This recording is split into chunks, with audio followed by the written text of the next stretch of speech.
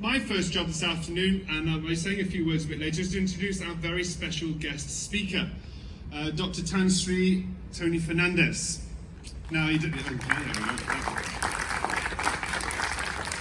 Now, I know in Malaysia he hardly needs any introduction, but maybe not everybody knows is that also, apart from the airline and the other companies that he's running, as a school, he's very passionate about education, and especially about Epsom.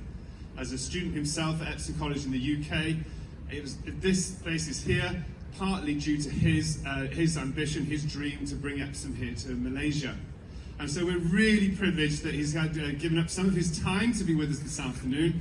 And I'm really looking forward to hearing him speak. And who knows, he might even sign my book for me. What do you reckon? Is that possible, I wonder? Okay. Right, Dr. Tony Fernandes, please come and say some words to us this afternoon. Thank you.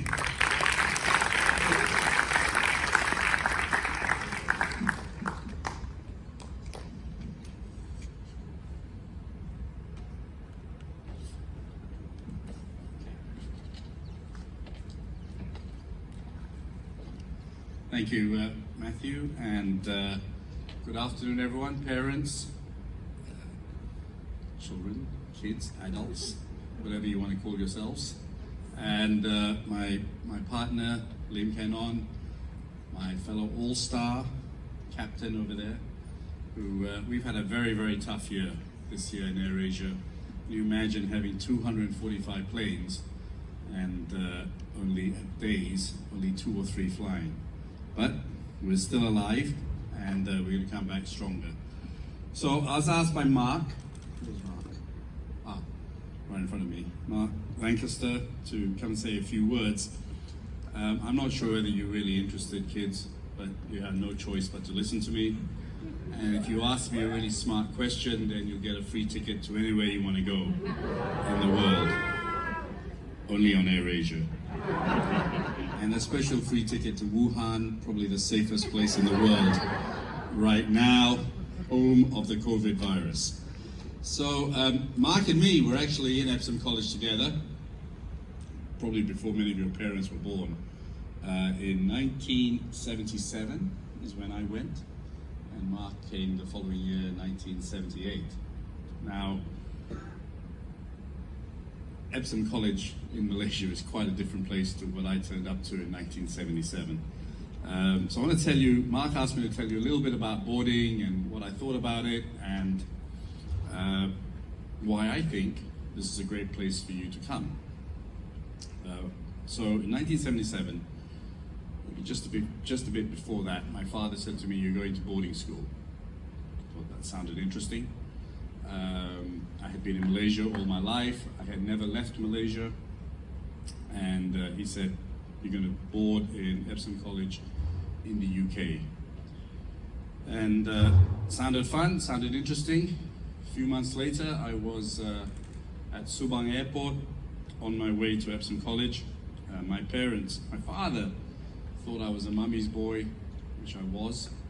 And so he didn't come with me. Neither my mum or my father came with me. They just came to see me off at the airport in KL. I was wearing my suit, I was wearing a badge, unaccompanied minor. I had half of Kuala Lumpur come to see me off, so I felt very cool.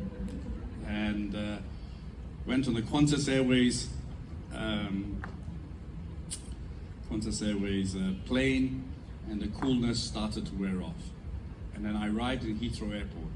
And the first thing I thought was, God, everyone's white. I had never seen so many white people before in my life. But when you turn up now in Heathrow Airport, everyone's Indian. So all of you would feel quite at home. And my father gave me £50, and I had to find my own way to school. I came out, and Heathrow was a huge airport, even in 1977, from Subang. And then I found a bus, a Green Line bus, 727. Mark would know that well. And it took me to Epsom College, not far from Heathrow Airport, maybe about an hour away from Heathrow. And I got off the bus, and there was no Waze, no mobile phones, and I had to walk up from Epsom town. They dropped me outside a pub to Epsom College. And I thought, my God, what have I done in my life? Why have I been sent here? It looked like a prison camp, not like this place. And I can't remember the girl who introduced us, who said the food was really good, because it wasn't. I remember the first meal I saw was toad in the hole. And I thought, oh my God, I have to eat frogs. And I remember my father said, you have to eat everything. But people, and I want to thank the headmaster for all that he's done in the short period, and I'm sure he's going to get great. One of my old friends in here, who's kind of an institution in Epsom, where is she? Somewhere.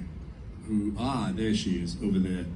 She's always got things to say and complain, etc. But she just said to me, it is amazing, Epsom College now, it's the best place. So Matthew, you should be very proud, because she's not an easy woman to please.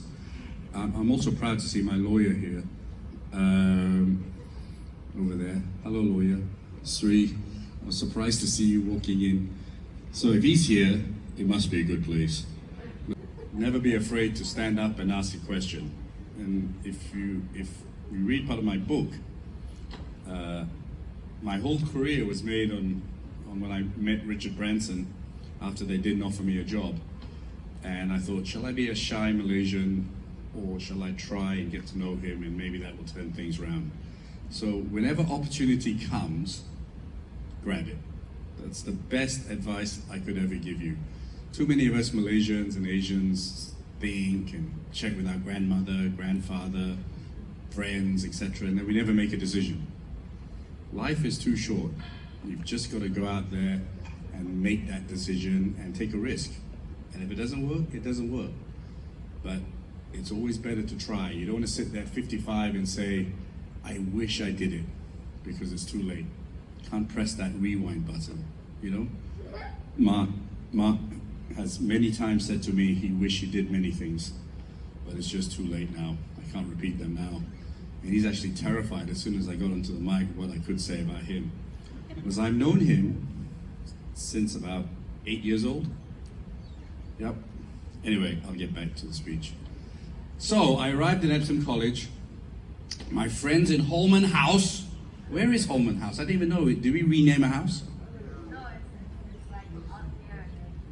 Oh, very good. The first headmaster didn't like me. I think it deliberately didn't put Holman House.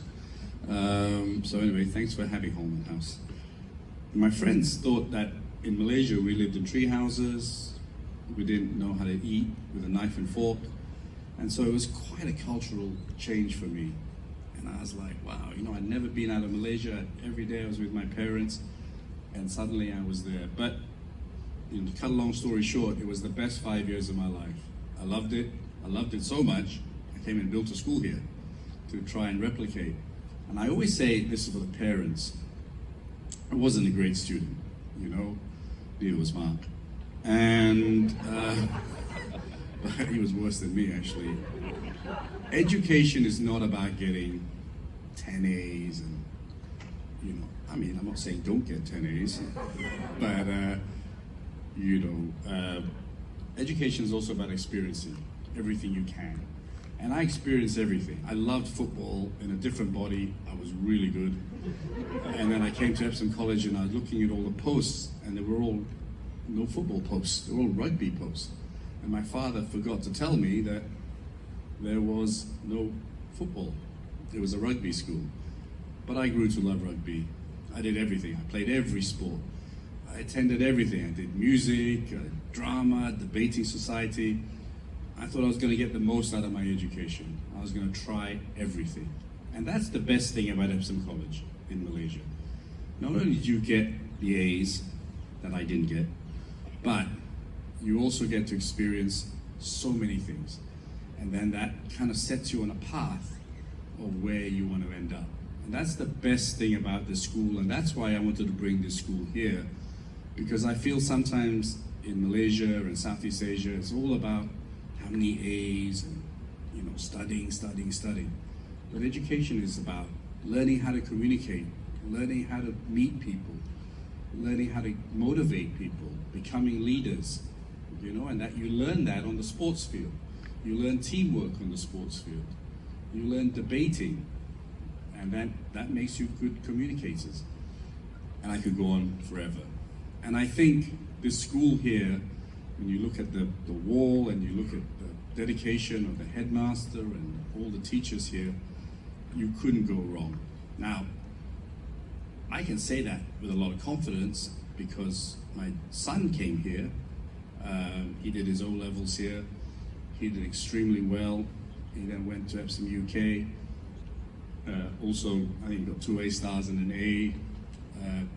Went to Exeter University and was shocked that Exeter University wasn't in London. That's it. I will take 2 or 3 questions if anyone wants to ask me anything. Apart from a free ticket and 90% discount, I'm open to anything else. Any questions?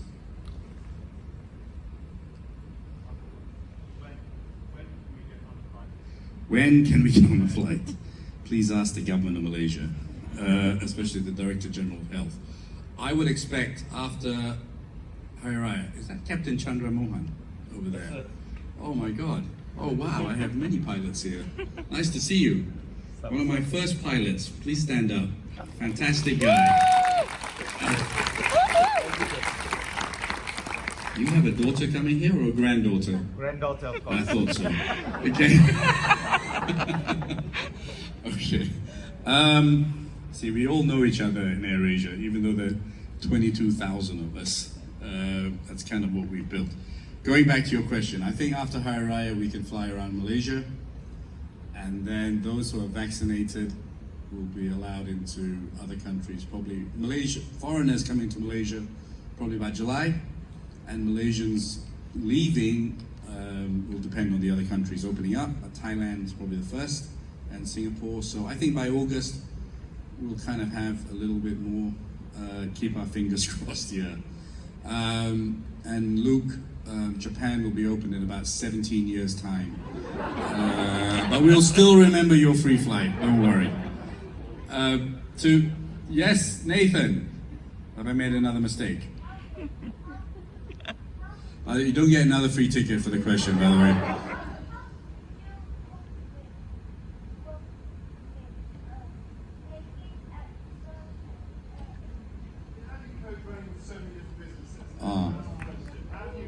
Yeah, you delegate. Honestly, I'm not involved day to day in Epsom. This is kind of my dream to put this together, but it's really down to Mark and Kenon and the bursar and the headmaster. I'm just the spiritual man. I'm not here every day. It's my idea, but I cope really by having good people, and that's kind of been most of my speech today. As you become, Nathan, the leader of maybe AirAsia one day, you take my job because you humiliated me, and you will only know great leaders are not great leaders unless they have a great team, and it's all about having a great team, and I'm lucky to have a great team here. Okay, so if there are no other questions, I'll just say one last thing to the kids. I always say believe the unbelievable, because you know anything can happen. You're looking to a little bit of a fairy tale, right? I was in the music business. I had no idea how to run an airline. And 19 years ago, I bought AirAsia for 1 ringgit and a bit of debt with 2 planes and 200 staff.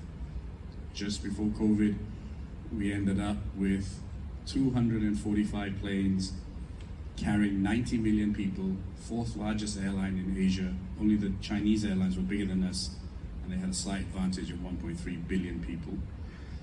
And you know, the rest is history. So always believe, don't let your parents tell you you can't do anything. You can do anything you want to do. And dream. It's okay to dream. When I arrived at Epsom College, they give you, I don't think they do it here, but they give you a box called a tuck box. It is ridiculous. It's not very large, and all of your possessions are in there. And I put 3 stickers on, as a 13-year-old, like Nathan, in Holman House, like you were in. I put 3 stickers, which were my 3 dreams. On the left-hand side was Qantas Airways sticker, because I wanted to own an airline. At 13 years old, I wanted to own an airline. In the middle, I put a Williams Formula One car because I loved motor racing. And I owned a Caterham, which was a disaster, but I did it. And on the far right, not yet a disaster, I put West Ham United, which was a football club I used to support. And then I bought QPR.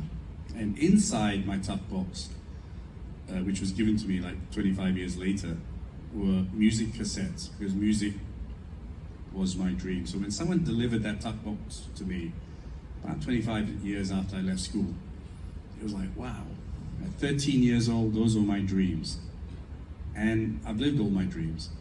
So never stop dreaming. Live your life like it's the last day. Every day is the last day of your life. Be positive.